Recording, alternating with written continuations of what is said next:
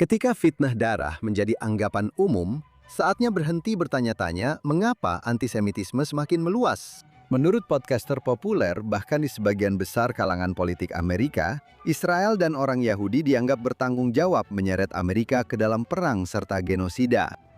Kebohongan-kebohongan ini bukan sekedar menjadi arus utama, melainkan sudah menjadi ungkapan yang tidak lagi dipertanyakan dalam budaya populer. Namun, sebagian besar komunitas Yahudi masih yakin bahwa jika mereka bisa meyakinkan semua orang untuk rukun, lonjakan antisemitisme pasca 7 Oktober mungkin akan hilang. Hari ini, di Think Twice, kami akan membahas secara mendalam sumber-sumber meningkatnya kebencian terhadap Yahudi untuk menanyakan mengapa begitu banyak orang yang mengaku ingin melakukan sesuatu tentang hal ini, serta organisasi-organisasi yang bertugas membela Yahudi justru gagal.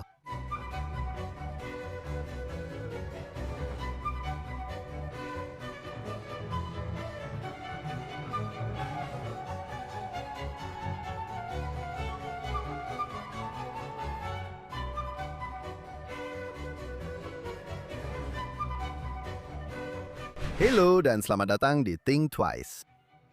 Dengan antisemitisme yang menyebar baik di pihak kiri maupun kanan, sudah saatnya orang Yahudi berhenti mencoba menjelaskan kepada para pembenci Yahudi mengapa mereka salah. Arus utama prasangka terhadap orang Yahudi di pihak kiri telah menjadi hal yang biasa dengan dalih kritik terhadap Israel atau penentangan terhadap Zionisme. Sistem pendidikan mulai dari sekolah TK hingga SMA sampai perguruan tinggi sebagian besar diambil alih oleh kaum progresif yang telah membantu menyebarkan teori-teori kiri beracun tentang ras yang melabeli orang Yahudi dan warga Israel sebagai penindas kulit putih. Cengkeraman mereka pada budaya populer sama kuatnya. Sementara itu, orang Yahudi anti-Zionis terus menyerang komunitas Yahudi yang kebingungan dari posisi mereka di media liberal arus utama yang telah menormalkan lonjakan antisemitisme pasca 7 Oktober. Pada saat yang sama, minoritas vokal di sayap kanan ekstrim juga menyebarkan fitnah darah dan teori konspirasi yang sama kejamnya yang ditujukan untuk mendemonisasi bukan hanya Israel dan Perdana Menterinya, tetapi juga semua orang yang mendukung negara Yahudi, baik yang beragama Yahudi maupun Kristen. Namun, reaksi dari sebagian besar komunitas Yahudi yang terorganisir masih sangat bingung, dan upaya mereka untuk melawan tren ini tetap tidak efektif, bahkan bisa dibilang kontraproduktif. Lalu, bagaimana seharusnya orang Yahudi dan sekutu mereka menanggapi krisis ini? Bagaimana mereka bisa merebut kembali dunia akademis dan kendali atas sekolah-sekolah? Dan bagaimana mungkin membangun kembali konsensus bipartisan melawan antisemitisme dan mendukung Israel dalam situasi seperti ini? Salah satu orang yang berusaha membalikkan situasi ini adalah Nihalekt, seorang pendidik Yahudi terkemuka, dan kami senang beliau bisa bersama kami hari ini. Nihalekt lahir di bekas Uni Soviet dan berimigrasi ke Amerika Serikat bersama keluarganya pada tahun 1989.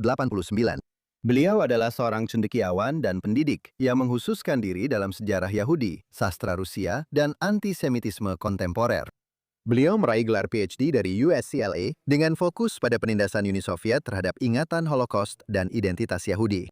Beliau adalah salah satu pendiri Stop Anti-Zionism Initiative dan menjadi pembawa acara podcast Don't Know Much About. Beliau telah banyak menulis tentang anti-Zionisme di JNS, Jewish Journal, Tablet Magazine, The Wall Street Journal, dan New York Post. Nihalekt, selamat datang di Think Twice. Terima kasih banyak. Saya sangat senang dan merasa terhormat benar-benar bisa bergabung dengan Anda hari ini. Terima kasih sudah meluangkan waktu untuk bergabung dengan kami hari ini. Saya ingin mulai dengan menanyakan kepada Anda tentang apa menurut Anda hal terpenting yang sebagian besar dunia Yahudi tidak pahami tentang lonjakan antisemitisme pasca 7 Oktober. Apakah terlalu banyak dari kita, terutama mereka yang ada di organisasi Yahudi terkemuka, bisa dibilang masih terjebak dalam pola pikir lama yang memandang kebencian terhadap Yahudi sebagai sesuatu yang bisa diatasi dengan upaya membina hubungan antar komunitas yang lebih baik atau dialog lintas agama yang lebih banyak daripada menghadapi ide-ide di balik gerakan baik dari kiri maupun kanan yang mendemonisasi orang Yahudi? Benar, pertanyaan yang bagus. Izinkan saya mundur beberapa langkah dan mengatakan bahwa ini bukan, meskipun lonjakan anti-Zionisme setelah 7 Oktober memang besar, ini bukanlah cerita tentang 7 Oktober atau 8 Oktober saja. Dalam penelitian saya sendiri, dalam tulisan saya sendiri, saya telah melihat proliferasi antisemitisme yang benar-benar mulai dari tahun 2000-2001, dan itu muncul dalam bentuk anti-Zionisme. Dan alasan saya menandai awal tahun 2000-an adalah karena ada 3 peristiwa dunia ini, yaitu Konferensi Durban, 11 September, dan Intifada kedua. Dan ketiga peristiwa itu benar-benar memberikan kesempatan yang sempurna menjadi katalis untuk membawa ke barat sebuah ideologi yang sebenarnya telah dirancang dan dibentuk oleh pihak Soviet. Dan sayangnya komunitas Yahudi sangat tidak siap, sangat tidak dibekali untuk memahami apa itu anti-Zionisme. Hingga hari ini tidak ada organisasi Yahudi, organisasi besar yang sudah lama berdiri, yang menjalankan kampanye besar-besaran melawan anti-Zionisme. Anti-Zionisme adalah bentuk kebencian terhadap Yahudi yang paling mematikan saat ini. Dan kamu tahu, dalam penelitian saya sendiri, seperti yang terus saya katakan, melihat kembali bagaimana organisasi Yahudi menanggapi anti-Zionisme, seringkali skenario terbaiknya, yang terbaik, adalah mereka akan mengatakan hal-hal seperti, ya, anti-Zionisme bisa melewati batas menjadi antisemitisme ketika mendemonisasi Israel. Tapi itu sebenarnya menjelaskan apa itu anti-Zionisme. Itu adalah proyek demonisasi. Itulah tepatnya anti-Zionisme. Jadi komunitas Yahudi kita, organisasi mapan kita, ini bukan cerita 7 Oktober. Sebenarnya 2 dekade terakhir, bahkan mungkin lebih, kita tidak siap, tidak mau, dan terjebak, seperti yang kamu katakan, dalam kerangka berpikir yang tidak mempersiapkan mereka untuk menghadapi ancaman ideologis ini. Ini adalah pengambil alihan ideologis atas institusi-institusi kita. Terima kasih sudah menyimak Think Twice. Baik, Anda mendengarkan kami di platform podcast manapun atau menonton kami secara langsung di Facebook, X, atau di saluran YouTube JNS, mohon untuk menyukai dan atau berlangganan JNS. Klik lonceng untuk notifikasi dan berikan ulasan yang baik untuk kami. Selain Think Twice, ada juga podcast harian Jonathan Tobin, di mana saya berbagi lebih banyak berita dan analisis kepada Anda tentang isu-isu paling penting yang kita hadapi saat ini. Anda dapat menemukan acara harian tersebut di bawah nama Jonathan Tobin Daily di saluran JNS, dimanapun Anda biasa mendengarkan podcast. Dan sekarang, kita kembali ke program hari ini. Ya, itu poin yang sangat bagus. Apakah sebuah kesalahan jika kita menghabiskan begitu banyak waktu untuk berdebat dengan para anti-Zionis dan para pencela Israel? Maksud saya, ada banyak orang yang sibuk membantah mereka, dan mereka juga tertarik untuk berdebat dengan mereka. Apakah itu sesuatu yang seharusnya kita lakukan, meskipun penting untuk meluruskan fakta? Lihat, aku punya 2 pandangan di sini. Aku percaya bahwa kebenaran selalu sangat penting, dan kita, sebagai umat manusia, harus selalu berusaha mencari kebenaran dan membantah kebohongan. Tapi, satu hal yang aku pahami tentang anti-Zionisme dan mempelajarinya adalah karena itu diciptakan dalam negara propaganda, ini bukan kasus misinformasi, melainkan disinformasi, kan? Jadi kamu tidak bisa membantah fitnah anti-Zionis. Izinkan aku memberi contoh dari era sebelumnya tentang kebencian terhadap Yahudi, yaitu fitnah darah. Untuk para pendengar, secara sangat singkat, fitnah darah adalah gagasan bahwa orang Yahudi pada dasarnya menggunakan darah orang Kristen untuk membuat matzah, dan mereka haus darah. Tidak ada alasan untuk memperdebatkan tuduhan fitnah darah, karena itu adalah gagasan konspiratif. Pada dasarnya, benar, jadi tidak ada yang perlu diperdebatkan. Kita tidak memiliki jarak historis seperti yang kita miliki dari era abad pertengahan tentang fitnah darah untuk bisa berkata, oke, itu adalah fitnah darah. Saya bahkan tidak akan mengoreksi informasi itu, dan saya juga tidak akan menganggapnya sebagai misinformasi. Kita memahami ini sebagai disinformasi sepenuhnya. Hal yang sama perlu diterapkan pada tuduhan dan fitnah anti-Zionis. Mereka berfungsi sangat mirip dengan tuduhan fitnah darah, tuduhan deisida, dan mereka bekerja secara luas. Alasan mengapa fitnah begitu berhasil adalah karena mereka sedikit berakar pada kebenaran, lalu dipelintir. Karena jika kamu pertimbangkan misalnya tuduhan bahwa orang Yahudi membunuh Kristus, Yudas memang mengkhianati Kristus. Jadi kamu bisa saja kemudian mengeneralisasikannya ke seluruh orang Yahudi, kan? Jadi itulah mengapa misalnya tuduhan genosida, fitnah genosida saat ini sangat sulit untuk dibantah. Karena begini, jika kamu melihat perang terbaru antara Israel dan Hamas, jauh lebih banyak orang yang tewas di Gaza. Jadi kamu bisa saja melontarkan tuduhan itu. Dan kamu tahu, saya bekerja di sekolah dan bidang pendidikan, dan saya sering bertanya kepada murid-murid, apa itu genosida? Orang mengira itu berarti banyak orang dibunuh. Jadi kamu bisa lolos dari itu. Jadi tidak ada alasan untuk berdebat dengan para anti-Zionis ini. Pada saat yang sama, seperti yang saya katakan, saya terbelah antara dua pandangan. Saya benar-benar percaya bahwa kebenaran itu sangat penting, dan kita tidak boleh mengabaikannya. Kamu tahu bahwa kita seharusnya berusaha untuk mengatakan yang sebenarnya. Tapi di saat yang sama, kamu harus mengerti bahwa fitnah-fitnah ini tidak akan berubah meski dikoreksi. Mereka tidak merespons koreksi berdasarkan fakta. Apa yang akan mereka tanggapi? Batasan. Kamu katakan, seperti halnya dengan fitnah darah. Kamu sebutkan, lalu kamu buat batasannya. Ya, itu cara yang menarik untuk melihatnya. Saya rasa godaan untuk terlibat dalam membantah, misalnya kebohongan genosida itu, hampir tak tertahankan bagi kebanyakan orang di kalangan Yahudi yang peduli dengan Israel. Namun tetap saja, itu seperti jalan buntu.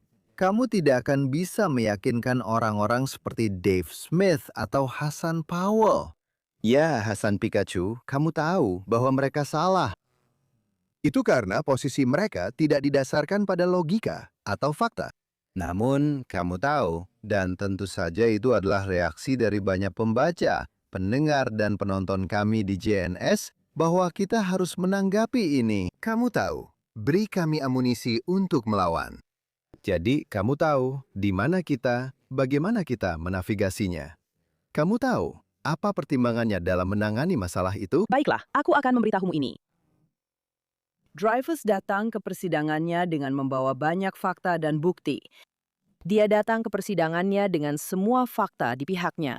Dan dia memiliki semua bukti. Tapi itu adalah pengadilan yang sudah diatur. Itu adalah pengadilan sandiwara. Kita tahu bahwa kita memiliki fakta di pihak kita. Saya sudah melakukan pekerjaan ini selama, kamu tahu, setidaknya 2 dekade. Sejak saya masih mahasiswa strata 1 dan mahasiswa pasca sarjana. Dan saya pada dasarnya telah menceritakan kisah kita, benar? Mencoba membantah hal ini, berpikir bahwa orang-orang kurang informasi. Mereka memang kurang informasi. Dan saya menemukan bahwa sayangnya, itu sama sekali tidak mempan. Ini adalah perang propaganda. Dengan perang propaganda, pendekatan seperti mengajak Anda menelusuri sejarah bangsa Yahudi tidak efektif. Izinkan saya memberitahu Anda bahwa kami benar-benar pribumi. Izinkan saya memberitahu Anda bahwa kami sebenarnya bukan benar-benar kulit putih. Izinkan saya menjelaskan definisi genosida. Istilah itu diciptakan setelah Perang Dunia II oleh seseorang dengan maksud politik. Teman-teman, ini juga merupakan bukti betapa gentingnya situasi yang kita hadapi. Rentang perhatian sekarang sangat-sangat singkat, sangat-sangat kecil. Orang-orang tidak punya waktu. Orang-orang tidak mau mendengarkan. Kita hidup di zaman slogan. Sekali lagi, saya punya 2 sudut pandang. Kita harus menjaga kebenaran, itu sangat penting. Sebagai contoh, saya sangat menghormati karya Natasha Hasdorf. Dia melakukan pekerjaan, kamu tahu, mengungkap kebenaran. Kebenaran tentang Yudea Samaria, kebenaran tentang hukum internasional, dan penerapan hukum internasional. Karyanya sangat penting. Namun, bagi mereka yang sedang berjuang dalam perang ini sekarang, seperti saya, seperti banyak mahasiswa Yahudi di kampus-kampus perguruan tinggi. Duduk di sana dengan meja yang bertuliskan, beginilah rupa seorang Zionis, membuat sorotan tertuju pada kami. Kami terus-menerus, saya selalu mengatakan ini, kami terus-menerus membongkar diri habis-habisan, membuktikan bahwa Israel punya hak untuk ada. Itu sendiri juga harus dihilangkan, bukan? Gagasan bahwa kita harus terus-menerus membicarakan legitimasi Israel. Kenapa? Kenapa? Jadi untuk pertanyaanmu, sekali lagi, aku terus mengatakan bahwa aku melihatnya dari 2 sudut pandang. Sangat penting untuk menjaga kebenaran. Sangat penting untuk mendokumentasikan dan memiliki catatan. Tapi kamu harus mengerti bahwa dalam perang narasi, dan ini adalah perang narasi, ini adalah propaganda. Dan mungkin aku tahu ini karena aku berasal dari bekas Uni Soviet. Orang tuaku mengalami anti-Zionisme Soviet. Mereka mengerti, mereka bisa merasakannya. Kamu tahu, ibuku bilang bahwa orang Amerika, karena mereka hidup di masyarakat yang bebas, mereka tidak mengembangkan rasa tidak percaya. Mereka sangat rentan. Sedangkan warga Soviet setiap pagi menerima Pravda. Mereka belajar keterampilan membaca di antara baris-barisnya. Itu sebenarnya adalah cara berpikir yang kasar dan kritis. Benar sekali, memang begitu. Dan menurut saya, hal yang menarik adalah tidak ada satupun Yahudi Soviet Rusia yang tertipu oleh fitnah dan kebohongan ini. Mereka memang tidak tertipu. Mereka benar-benar memahami karena mereka hidup di negara yang penuh propaganda. Sangat berbeda di sini. Orang-orang, terutama anak muda Yahudi, sangat mudah terpengaruh oleh narasi-narasi ini. Ada semacam pendekatan dua jalur. Yang pertama adalah, kamu harus mendidik para pemuda, benar-benar memberikan mereka kebenaran, fakta-fakta. Tapi kamu harus mengerti bahwa dalam perang yang sebenarnya, di garis depan narasi, berdiri dan mengatakan Israel punya hak untuk ada, kamu berada di posisi bertahan. Kamu tidak pernah mengarahkan sorotan pada mereka. Kamu terus-menerus menyoroti dirimu sendiri. Kamu sudah banyak menulis tentang upaya untuk memperlakukan anti-Zionisme seolah-olah berbeda dari antisemitisme, padahal jelas itu tidak benar.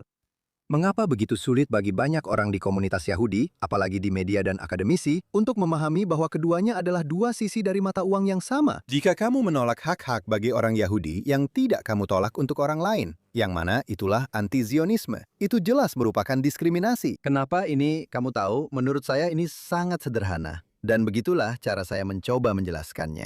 Kenapa hal ini begitu sulit untuk diterima? Menurut saya, ini sangat sulit diterima karena Yahudi Amerika hanya punya satu model untuk memahami kebencian terhadap Yahudi, yaitu Holocaust. Kamu tahu, menurut saya, Joel Kellner menyebutnya sebagai sampel tunggal. Dia menulis sebuah esai di jurnal Source berjudul Anti-Zionisme Amerika, dan dia mengidentifikasi sesuatu yang disebut masalah sampel tunggal, yaitu bahwa cara orang Yahudi Amerika mengkonseptualisasikan antisemitisme secara umum adalah melalui sudut pandang Holocaust.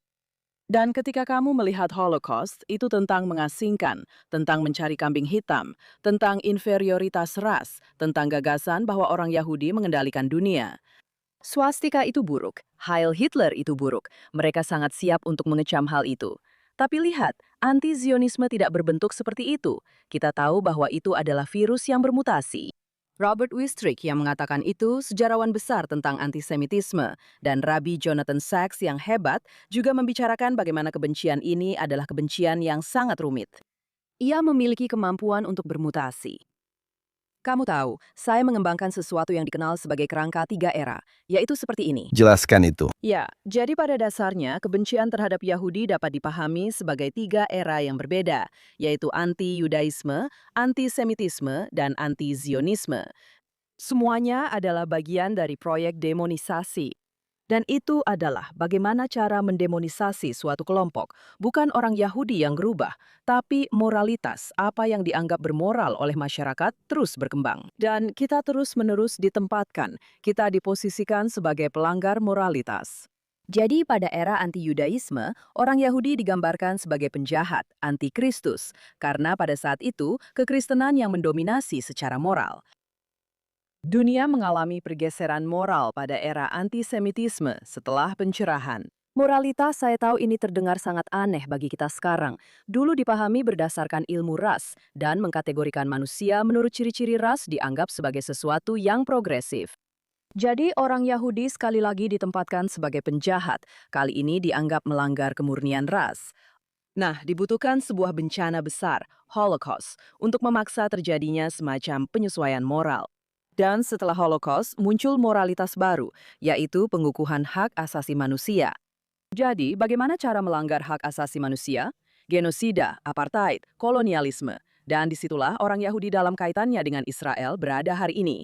Dan alasan mengapa banyak orang kesulitan untuk menyebutkannya adalah karena lensa interpretasi dalam memahami antisemitisme seolah-olah menahan mereka. Karena mereka hanya memahami satu contoh saja, yaitu era kedua, antisemitisme. Mereka akan berkata, oh oke, jika seorang Yahudi digambarkan dengan hidung besar, jika seorang Yahudi digambarkan sebagai hama atau laba-laba, kita tahu bahwa itu adalah antisemitisme. Mereka tidak tahu harus berbuat apa ketika Israel digambarkan sebagai iblis. Apa iblis zaman sekarang? Supremasi kulit putih, rasisme, nazisme, fasisme, apartheid. Tugas kita sebagai orang Yahudi adalah memahami bahwa kita perlu melakukan perubahan paradigma dalam cara kita memahami kebencian terhadap Yahudi. Anda telah melakukan pekerjaan penting dalam meneliti asal-usul Soviet dari ide, bahasa, dan taktik kampanye antisemit kontemporer yang berlangsung di dunia akademis dan di tempat lain. Bisakah Anda menjelaskan kepada kami bagaimana hampir 4 dekade sejak runtuhnya tembok Berlin, warisan antisemitisme dan anti-Zionisme Soviet tidak hanya mampu bertahan, tetapi juga berkembang? Dan Anda tahu, hal ini bahkan lebih diterima secara luas dibandingkan pada tahun 1970-an, ketika kampanye Zionisme adalah rasisme yang dilakukan Soviet di PBB terjadi. Anda tahu, itu pertanyaan yang menarik. Saya sedang mengerjakan sebuah makalah sekarang yang mencoba untuk secara tepat meneliti apa yang baru saja Anda tanyakan kepada saya, yaitu apa yang terjadi ketika hal itu pada dasarnya diekspor ke Barat. Satu hal yang ingin saya katakan di awal adalah ketika Uni Soviet runtuh, penopang semu anti-Zionisme juga runtuh bersamanya. Nah, apa yang bisa kita pelajari dari situ? Itu memberitahu kita bahwa hal itu hanya digunakan karena memang berguna. Dan menurut saya, Isabella Toborowski membuat poin yang sangat bagus tentang hal ini. Mengapa Uni Soviet menghabiskan begitu banyak waktu, sumber daya, dan energi untuk anti-Zionisme? Karena itu bermanfaat bagi mereka, itu berhasil bagi mereka, itu adalah pengalihan isu. Itu adalah cara untuk melawan Amerika dan Barat selama Perang Dingin. Dan ketika itu sudah tidak lagi bermanfaat bagi mereka, mereka tidak membutuhkannya lagi.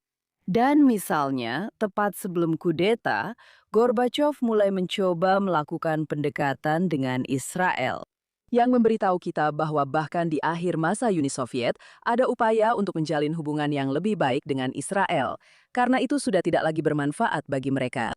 Tapi ceritanya di Barat bukan begitu. Dan hal yang menarik adalah, dalam penelitian yang sedang saya kerjakan sekarang, saya melihat apa yang dipikirkan oleh warga negara Soviet rata-rata tentang anti-Zionisme, baik yang Yahudi maupun non-Yahudi. Dan yang menarik, ini kembali pada apa yang dikatakan ibu saya. Warga negara Soviet rata-rata menganggap apapun yang datang dari negara sebagai omong kosong ideologis, jika boleh dibilang, dan mereka tidak terlalu banyak memikirkannya. Kamu tidak akan melihat warga negara Soviet berlarian mengejar seorang Yahudi sambil berteriak, "Bebaskan Palestina!" Itu tidak terjadi di Uni Soviet.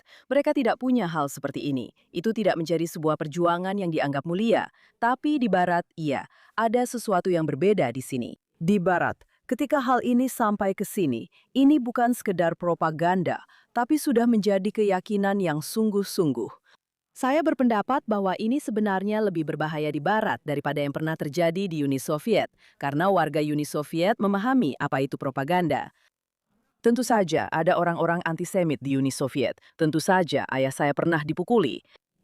Saudara laki-laki saya dipanggil kaik, maaf atas kata tersebut, di Uni Soviet.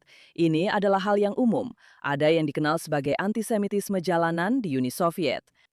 Tapi tidak ada warga negara Soviet yang benar-benar akan berdiri di sana sambil berteriak, Israel adalah negara fasis Zionis. Semua itu berasal dari propaganda negara. Di sini, di Barat, kalian punya orang-orang yang mau, orang-orang yang bersedia. Ini dianggap sebagai tujuan yang mulia. Sekarang ini telah menjadi keyakinan yang dibuat-buat. Tidak pernah seperti itu di Uni Soviet. Jadi, kenapa? Kenapa bisa begitu? Apa yang sedang terjadi di Amerika?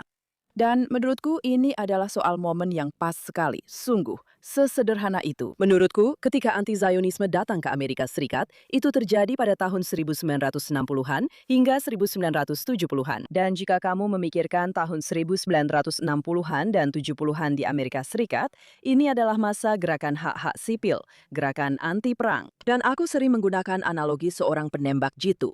Kamu tahu, seorang penembak jitu memusatkan pandangannya pada target dengan sangat-sangat baik. Tapi apa yang ada di luar target itu tidak terlalu difokuskan. Jadi, orang Amerika mulai mengarahkan pandangan mereka untuk melihat rasisme, untuk mencari ketidakadilan. Dan anti-Zionisme langsung masuk ke dalam pandangan itu dan langsung jadi sasaran.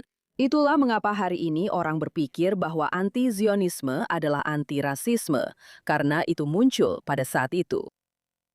Dalam bentuk saya rasa, Anda tahu, kita harus membahasnya dalam proyek progresif. Tentu saja. Sejumlah besar teori beracun, Anda tahu, teori ras kritis, interseksionalitas, kolonialisme pemukim, Anda tahu, yang telah menjadi ortodoksi di seluruh sistem pendidikan, tidak hanya di perguruan tinggi, tetapi juga dari TK hingga SMA, pengaruhnya juga ada di sana. Ini benar-benar sebuah produk. Maksud saya, orang Amerika sering memperdebatkannya, Anda tahu, dalam konteks yang sangat berbeda. Tapi anti-Zionisme, antisemitisme, karena orang Yahudi diberi label sebagai orang kulit putih yang tertindas, atau orang Yahudi dan warga Israel diberi label sebagai penindas kulit putih. Itu sudah melekat dalam pola pikir seperti itu, bukan? Saya juga akan mengatakan bahwa salah satu hal kembali ke Uni Soviet, mereka memang cukup buruk dalam mengelola negara mereka sendiri, tapi mereka benar-benar ahli dalam menciptakan narasi dan propaganda. Tapi, satu hal yang mereka pahami dengan sangat baik adalah bahwa institusi pendidikan tinggi, akademi, adalah institusi yang sangat penting jika bisa dikuasai, karena di sanalah produksi pengetahuan terjadi. Jadi misalnya, kembali lagi ke karya Isabella Toborowski, dia membahas tentang bidang pseudoscience yang mereka ciptakan yang disebut zionologi.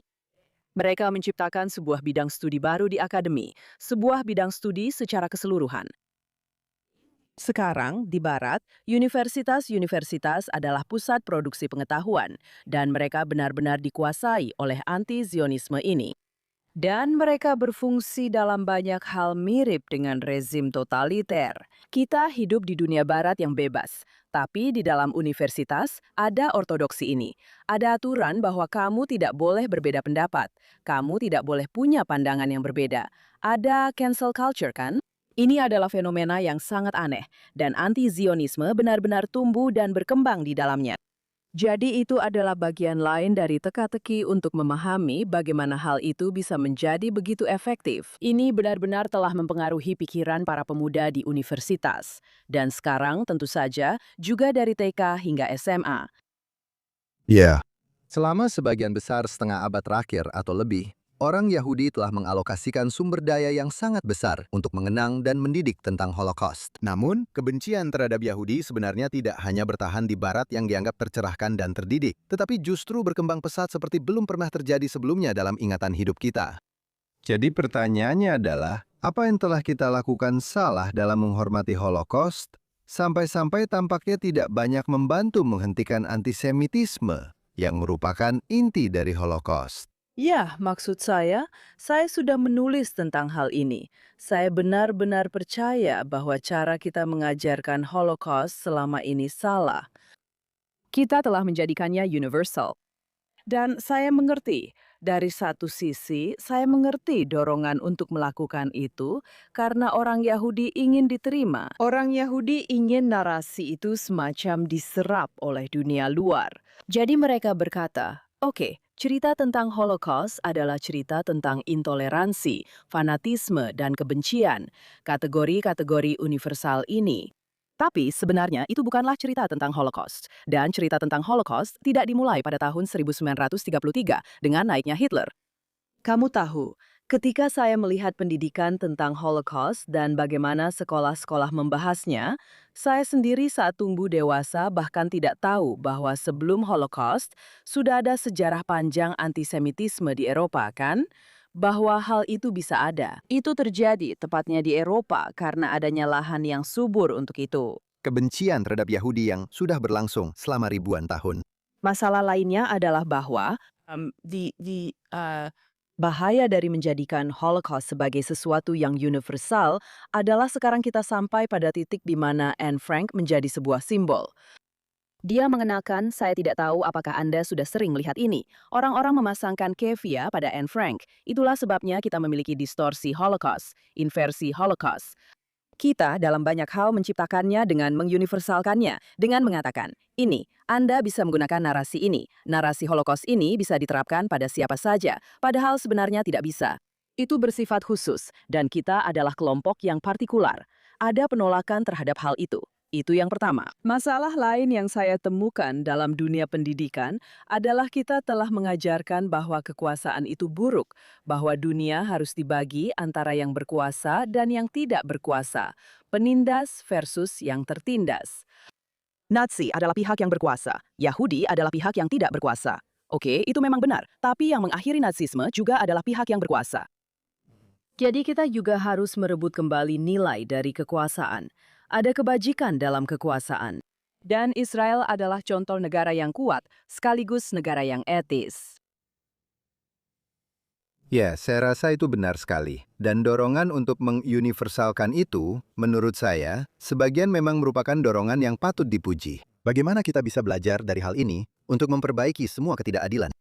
Tapi ada ketakutan, seperti yang pernah dijelaskan seorang cendekiawan kepada saya, bahwa Holocaust akan terasingkan dalam sejarah. Dan sehingga itu tidak bisa memengaruhi hal lain, telah menyebabkan situasi ini. Di mana hal itu justru dibalikan kepada orang Yahudi, yang merupakan pola klasik antisemitisme, menuduh orang Yahudi atas apa yang sebenarnya ingin dilakukan oleh para antisemit kepada mereka. Ya, dan saya juga akan menambahkan satu hal lagi yang saya pikirkan bersama Anda saat ini, dan saya juga sudah memikirkannya, yaitu bagaimana kita menyampaikan kisah Holocaust kepada generasi muda kita.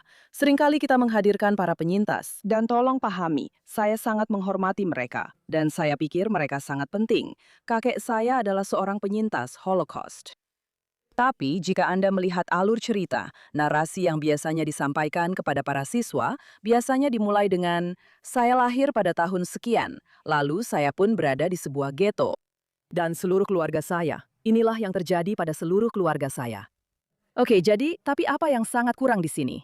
Dan ketika saya berbicara dengan murid-murid saya sendiri dan anak laki-laki saya yang baru saja mengikuti program Holocaust di sekolahnya, saya bertanya, tapi bagaimana Tuan si Anu bisa berada di Babiar? Atau bagaimana mereka bisa berada di Sobibor?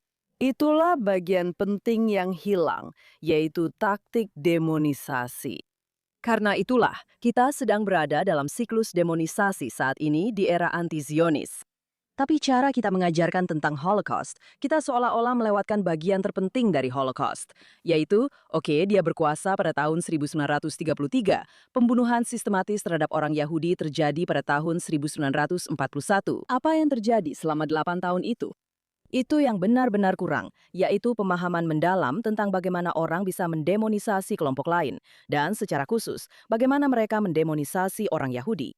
Itu juga kurang dalam cara kita mengajarkan tentang Holocaust. Kita sering menceritakan kisah-kisah ini karena penuh dengan emosi, dan tentu saja itu berhasil. Dan kamu tidak bisa meminta seorang penyintas Holocaust untuk mengatakan ini atau itu. Kamu tidak bisa membuatkan naskah cerita untuk mereka. Tentu saja. Tapi disitulah para pendidik benar-benar harus turun tangan dan melakukan pekerjaan penting mereka untuk memberikan pemahaman kepada para siswa tentang demonisasi. Karena dalam kerangka 3 era saya, baik itu anti-Yudaisme, anti-Semitisme, atau anti-Zionisme, yang menyatukan ketiganya adalah bahwa kebencian terhadap Yahudi sebenarnya adalah proyek demonisasi. Dan pada dasarnya, apapun yang dianggap bermoral, lalu dikatakan bahwa orang Yahudi melanggar moralitas itu. Itulah inti utamanya. Dan fitnah-fitnahnya, setiap era memiliki fitnah-fitnah spesifik yang digunakan untuk mendemonisasi orang Yahudi. Fitnah-fitnah itu sebenarnya adalah mekanisme penyampaian untuk demonisasi. Ya, ini menimbulkan pertanyaan penting yang memang tidak ada jawaban mudahnya. Lalu, bagaimana kita menghadapi seluruh persoalan pendidikan tentang Holocaust? Karena kita jelas-jelas gagal, Anda tahu, sebagai komunitas, saya rasa kita sebagian besar gagal karena telah menguniversalkan hal itu. Anda tahu, Anda tidak ingin mengurangi perhatian dan sumber daya untuk peringatan Holocaust. Tapi, Anda tahu, jika kita melakukannya dengan cara yang salah, bagaimana kita membalikan arah agar bisa melakukannya dengan benar? Terutama setelah peristiwa 7 Oktober ketika Anda tahu, begitu banyak perhatian, maksud saya, begitu banyak hal yang diketahui dunia non-Yahudi tentang hal ini. Apa yang diketahui dunia non-Yahudi tentang orang Yahudi begitu terfokus pada Holocaust, sehingga mereka menjadi tidak siap untuk memahami kesinambungan antara kebencian terhadap Yahudi di masa lalu dan kebencian terhadap Yahudi di masa sekarang. Ya, ini adalah pertanyaan yang sangat penting. Sekitar setahun yang lalu, saya menjadi panelis dalam sebuah diskusi mengenai pameran Anne Frank di sini, di New York, di Pusat Sejarah Yahudi. Dan salah satu panelis sangat antusias dan berkata, "Anda tahu, buku harian Anne Frank telah diterjemahkan ke dalam lebih dari 70 bahasa. Bisakah Anda bayangkan betapa luar biasanya," kata panelis itu, "bahwa seorang gadis di Thailand bisa membaca kisah Anne Frank?" Dan saya menentang hal itu. Saya berkata, tapi kenapa? Mengapa orang di Thailand ini, mengapa satu-satunya interaksi mereka dengan kisah Yahudi haruslah kisah tentang seorang Yahudi yang meninggal? Maksud saya, ini adalah gagasan Dara Horn dalam banyak hal, bukan? Orang-orang mencintai Yahudi yang sudah meninggal, ya. Kenapa orang ini di Thailand tidak bisa belajar tentang Bar Kokhba? Jadi itu juga cukup menarik. Dan saya agak ingin merenungkan gagasan itu. Kenapa kita hanya punya satu paradigma, satu-satunya cerita yang dimiliki non-Yahudi tentang orang Yahudi, kan? Tentu saja, penting untuk diketahui bahwa dalam budaya saat ini, menjadi korban memberikan keuntungan yang mungkin tidak ada di masa lalu. Semua orang ingin menjadi korban. Semua orang menginginkan itu. Dan saya pikir orang Yahudi juga mempertahankan hal itu. Sama seperti, Anda tahu, ada orang Yahudi yang bereaksi terhadap diskriminasi terhadap mereka yang berasal dari teori-teori kiri beracun yang kita bicarakan sebelumnya, seperti DEI, dengan mengatakan, bukankah kita bisa ikut dimasukkan di dalamnya? Tapi tentu saja, itu tidak berhasil. Tidak, sama sekali tidak. Dan saya selalu menentang hal itu. Saya selalu mengatakan jika Anda berpikir jawabannya adalah kita harus dimasukkan dalam DEI, Anda salah. Dan inilah masalahnya. Antisemitisme atau kebencian terhadap Yahudi sebenarnya berfungsi sebagai alarm. Fakta bahwa orang Yahudi tidak termasuk dalam DEI, masalahnya bukan pada apakah orang Yahudi dimasukkan atau tidak. Faktanya adalah ada masalah dalam kerangka DEI itu sendiri. Dan antisemitisme menandakan hal itu. Itulah yang sedang terjadi. Di dalam peradaban, ini bukan hanya ide saya saja. Antisemitisme menandakan itu adalah alarm bahwa tubuh inangnya, yaitu peradaban itu, sedang sakit. Memang, peradabannya sedang sakit. Saya tidak menentang pendidikan tentang Holocaust, tapi Anda bertanya, bagaimana cara melakukannya dengan benar? Maksud saya bisa mengatakan apa yang sebaiknya tidak kita lakukan. Tapi saya pikir yang jelas tidak boleh kita lakukan adalah memperlakukan peristiwa itu sebagai kejadian tunggal yang punya awal dan akhir. Tidak, itu adalah bagian dari kisah Yahudi yang lebih besar. Jika orang Yahudi hanya didefinisikan oleh Holocaust, Misalnya, penutur Yiddish. Penutur Yiddish menyebut Holocaust sebagai hurban. Hurban berarti kehancuran. Mengapa mereka menggunakan kata itu? Karena sebenarnya mereka merujuk pada hurban pertama, yaitu kehancuran bait suci kedua. Bagi orang Yahudi, cara mereka mengenang trauma, mereka tidak terpaku pada Holocaust. Mereka melihat pada apa yang ditentang oleh Salo Baron, yaitu narasi sejarah Yahudi yang penuh air mata. Namun, dalam banyak hal, itu memang narasi yang penuh air mata. Sekarang, saya juga ingin sedikit menyanggah apa yang kamu katakan, tapi mungkin saya salah paham. Ya, kamu benar. Ada keuntungan dalam menjadi korban. Tapi menurut saya, sebenarnya, salah satu alasan kenapa orang Yahudi begitu dibenci adalah karena kami tidak hanya bertahan hidup, kami berkembang. tentu. Kami tidak duduk diam dan menikmati peran sebagai korban. Dan menurutku itu hal yang buruk. Menurutku itulah Israel. Mereka tidak menikmati cerita sebagai korban. Mereka menikmati cerita tentang kesuksesan. Dan mungkin sulit karena dunia belum siap. Aku pernah punya seorang murid yang berkata, menurutku dunia belum siap untuk Israel. Lalu aku bertanya, maksudmu apa? Kenapa dunia belum siap untuk Israel? Dan murid itu berkata kepadaku, karena dunia sangat menyukai korban dan Israel melampaui itu. Israel tidak ingin menjadi korban. Menurutku itu adalah pengamatan yang sangat tajam. Dan menurutku itu sebagian adalah salah satu alasannya. Kamu tahu, murid-muridku selalu bertanya padaku, kenapa ada antisemitisme? Kenapa mereka membenci orang Yahudi? Kamu tahu, sesederhana itu, orang Yahudi, kamu tahu, kita adalah bangsa yang terpisah. Kadosh sering disebut sebagai umat suci, tapi Kadosh juga berarti terpisah kan? Hafdalat, memisahkan. Kita adalah bangsa yang terpisah. Kita tidak dimaksudkan untuk cocok dengan paradigma yang berlaku untuk minoritas lain. Israel itu, kamu tahu, kita ingin diperlakukan seperti bangsa-bangsa lain, dan memang begitu, tapi kita adalah bangsa yang berbeda. Dan mungkin dunia belum siap untuk itu. Mungkin dunia saat ini ingin larut dalam mentalitas korban. Ya. Bagaimana orang tua dan siswa Yahudi dapat melawan pandangan umum bahwa Zionisme itu rasis dan Israel adalah negara penindas kulit putih? Ini Anda tahu, tidak masalah bagi kita untuk melihat isu-isu ini secara garis besar. Tapi bagi anak-anak di sekolah, bagi orang tua mereka, ini adalah masalah bertahan hidup sehari-hari. Dan bagaimana Anda menghadapi guru atau siswa lain yang Anda tahu menormalkan stereotip seperti ini? Anda tahu, Jonathan, saya mendapat telepon mingguan dari orang tua yang memohon saya untuk berbicara dengan anak-anak mereka yang sudah terpengaruh oleh anti-Zionisme. Bisakah Anda berbicara dengan putri saya? Bisakah Anda berbicara dengan putra saya? Dan tentu saja, saya bersedia. Tapi, Anda tahu, saya harus memberitahu Anda, saya melihat ke belakang dan saya berpikir, kenapa saya bisa menjadi seperti ini? Bagaimana saya sampai pada pemikiran-pemikiran saya? Dan saya harus mengatakan, menyerahkan pendidikan sepenuhnya kepada sekolah dan berpikir sekolah akan mengurus pendidikan itu tidak benar. Saya pikir kita sebagai orang tua punya banyak kekuatan. Saya berpikir kembali tentang diri saya sendiri. Saya ingin membagikan sebuah cerita. Ketika kami baru saja datang dari Uni Soviet ke Amerika, kami berimigrasi ke Los Angeles. Dan saya sering pergi bersama ibu saya ke supermarket karena menurut saya supermarket itu seperti Disneyland. Begitu banyak lorong dengan berbagai merek barang. Dan saya ingat suatu hari itu, kami sedang di kasir dan kasir itu berkata kepada ibu saya, "Oh, Anda punya aksen. Dari mana asal Anda?" Dan ibu saya menjawab, Ukraina. Lalu dia berkata, "Oh, Anda orang Ukraina." Dan ibu saya berkata, "Tidak, saya orang Yahudi." Dan saya ingat saya sangat malu dengan ibu saya. Saya berpikir, "Oh, ibu, dia tidak bertanya tentang agamamu. Kenapa sih ibu langsung bilang kalau ibu orang Yahudi?" Dan saya ingat saya tersentak.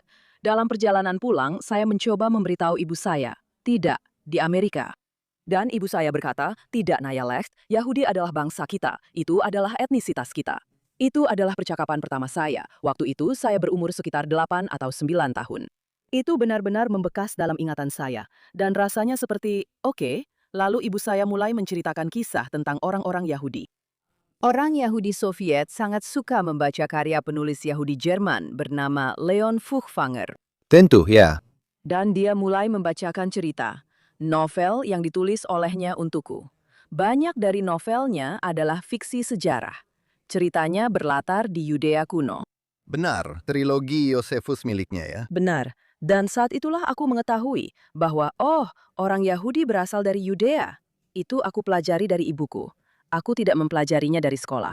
Aku tidak mempelajarinya dari sinagoga. Aku tidak mempelajarinya di universitas. Aku mempelajarinya dari ibuku. Dan alasan aku membagikan cerita ini adalah karena orang tua punya pengaruh yang sangat besar terhadap anak-anak mereka. Memang besar sekali. Tapi itu berarti mereka juga perlu mengetahui cerita mereka sendiri. Dan aku akan memberitahumu satu hal, Yonatan. Dalam pekerjaanku dengan para murid, salah satu penolakan terbesar yang aku dapatkan, baik dari murid dewasa, karena aku juga mengajar orang dewasa, dan juga murid SMA yang lebih muda, adalah ketika aku menanyakan ini. Ini pertanyaan yang sangat sederhana. Aku bertanya, dari mana asal orang Yahudi? Dan orang Yahudi Amerika biasanya menjawab, kebanyakan dari mereka berkata, dari mana-mana. Dan sebenarnya justru orang non-Yahudi yang akan menjawab, seperti orang Kristen akan berkata Yerusalem atau Sion di Israel. Mereka tahu. Orang Yahudi Rusia juga tahu. Orang Yahudi dari Timur Tengah juga tahu. Tapi orang Yahudi Amerika, mereka agak menolak itu. Jadi tugas kita adalah mengingatkan bahwa kita bukan hanya sebuah agama, kita adalah kelompok etno-religius. Itu sangat penting karena anti-Zionisme adalah serangan terhadap asal-usul nasional kita. Itulah sebabnya hal itu luput dari pandangan. Hal itu terlewatkan oleh orang Yahudi Amerika karena banyak alasan. Salah satunya adalah mereka melihat diri mereka sebagai minoritas agama terutama, dan mereka tidak menganggap diri mereka sebagai bagian dari suatu etnis. Tapi apa itu? Saya mengulang lagi. Apa itu anti-Zionisme? Itu adalah serangan terhadap asal-usul nasional kita. Jadi untuk pertanyaan Anda, apa yang bisa dilakukan orang tua? Yang pertama, jangan menyerahkan pendidikan anak Anda yang berharga ke tempat manapun. Andalah pendidiknya. Anda seharusnya menjadi sumber pendidikan mereka. Jadi sebenarnya sesederhana itu, tapi juga berarti Anda harus mendidik diri sendiri. Ya, masalahnya adalah Yahudi Amerika, terutama generasi, banyak dari generasi yang tumbuh setelah Perang Dunia II, dan tentu saja Yahudi kontemporer, mereka mungkin adalah generasi yang paling minim pengetahuan tentang Yahudi dalam sejarah Yahudi. Jadi Anda tahu, kita harus mendidik semua orang, bukan hanya anak-anak saja. Karena para orang tua seringkali tidak berdaya untuk memperbaiki kesalahan-kesalahan ini, atau justru memperkuat, Anda tahu, stereotip antisemit dan antisionis. Tentu saja ya, dalam kelas pendidikan orang dewasa yang saya ajar, saya juga bertemu banyak orang dewasa yang memang tidak tahu. Mereka memang tidak memiliki cukup informasi. Jadi Anda tahu, hal ini membawa kita kembali ke awal percakapan. Apakah hal ini bisa diperbaiki dengan informasi? Menurutku, tentu saja. Bagi orang-orang yang memusuhi, tidak. Tapi untuk orang-orang yang benar-benar tertarik, kita memang perlu sungguh-sungguh memberi mereka sejarah dan pengetahuan yang benar. Ya. Nah, itu membawa saya ke pertanyaan berikutnya saat Anda berbicara tentang orang-orang yang memusuhi. Pertanyaannya adalah, bagaimana seharusnya kita memandang para Yahudi anti-Zionis ini? Apakah mereka yang berusaha mendemonisasi Israel dan secara langsung membantu musuh-musuhnya? Atau mereka yang berpikir bahwa memuliakan atau bahkan menghidupkan kembali Bundisme adalah bentuk identitas Yahudi yang sah, atau bahkan jalan yang layak menuju keamanan Yahudi? Anda tahu bagaimana kita menghadapi tantangan khusus ini yang jelas semakin berkembang, terutama karena merekalah Yahudi yang mendapatkan panggung dari media arus utama. Ya, maksud saya mereka benar-benar dimanfaatkan, sepenuhnya dimanfaatkan oleh para anti-Zionis, oleh para pembenci Yahudi masa kini. Saya sering berpikir sendiri, saya sering bertanya-tanya, apakah ini taktik bertahan hidup? Apakah mereka ingin mendapatkan tempat atau mereka benar-benar meyakini hal ini? Dan sebenarnya saya pikir mereka benar-benar meyakininya. Ibu saya, kamu tahu, saya terus saja membicarakannya. Tapi memang dia adalah orang yang sangat penting dalam hidup saya. Dia bilang ke saya, ya di Uni Soviet orang-orang Yahudi ini adalah kariris. Jadi mereka harus menjual Israel demi karir mereka. Mereka sebenarnya tidak benar-benar meyakininya, tapi mereka melakukannya demi karir mereka. Dan saya bilang, Bu, kurasa bukan itu yang terjadi di sini. Tragedi besar di Barat adalah karena mereka sangat tidak paham sejarah mereka sendiri, sehingga mereka mengadopsi gerakan anti-Zionisme, dan mereka pikir mereka melakukannya sebagai orang Yahudi. Ya, kita sebaiknya tidak menggeneralisasi, tapi tentu saja menurut saya orang seperti Peter Beinart, dia adalah seorang oportunis. Tapi semua, kamu tahu, semua anak-anak di kampus yang meneriakan slogan, bahkan anak-anak Yahudi yang meneriakan bebaskan Palestina. Dan profesor Yahudi mereka benar-benar percaya dengan itu. Saya juga pikir mereka benar-benar percaya. Dan itulah, saya katakan, itulah tragedi sebenarnya di sini, karena kurangnya literasi. Atau sebenarnya, kamu tahu, baru-baru ini seorang ibu menelpon saya dan meminta saya untuk berbicara dengan putrinya. Masalahnya, ada juga tekanan sosial, yaitu semua temannya ikut terlibat dalam hal ini. Mereka percaya bahwa Israel adalah negara berdosa, lahir dalam dosa, negara pemukim kolonial, negara rasis kolonial. Dan kamu tahu, saat masih muda kamu hanya ingin diterima. Tapi yang ingin saya sampaikan kepada para pendengar dan penonton Anda adalah bahwa hal ini seharusnya tidak membuat orang kecewa atau ragu untuk berpikir. Nah, jika orang Yahudi ikut serta dalam hal ini, itu berarti ada semacam legitimasi terhadapnya. Misalnya, sebagian besar orang Yahudi di Amerika tidak menjalankan Sabat. Sebagian besar pria Yahudi di Amerika tidak memakai kippah, kan?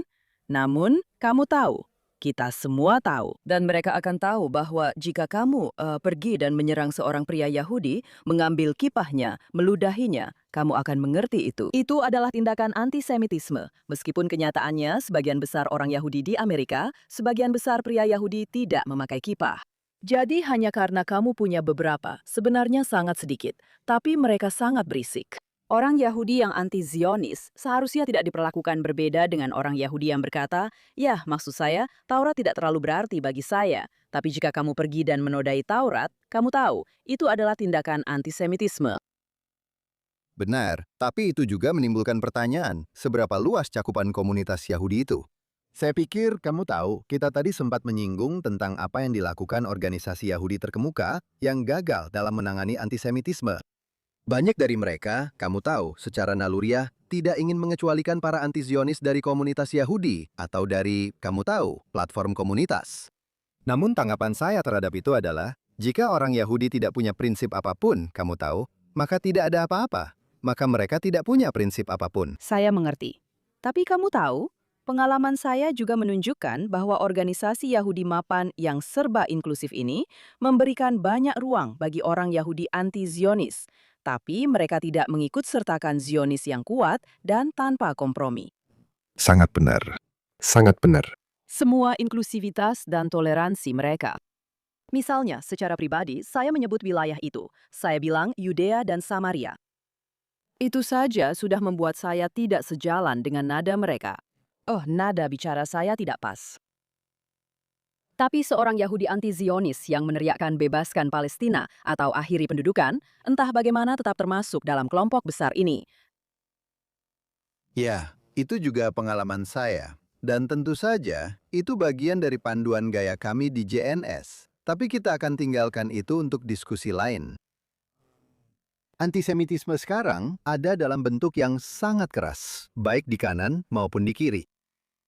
Apakah mungkin memisahkan perjuangan dari politik di saat begitu banyak pejabat yang bermain-main dengan hal itu? Atau berpindah ke anti-Zionisme, ketika tampaknya basis Partai Demokrat telah dikuasai oleh para anti-Zionis? Ya, Ruth Wise sudah lama sekali menulis sebuah artikel yang sangat penting di mana dia mengatakan bahwa antisemitisme itu selalu bersifat politis. Dan saya setuju dengan dia dalam hal itu.